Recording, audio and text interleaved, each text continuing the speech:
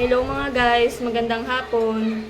Ito yung ulam namin, kalabasa, tsaka malunggay na hiningi ko sa kapitbahay.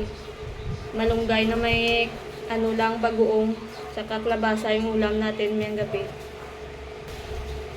Masarap din naman to kahit bagong na isda lang yung lalagay dito. Mas malasad. Tsaka masustansya pa pagka gulay. Yung kakain nandito sa gulay, yung ko lang, yung panganay.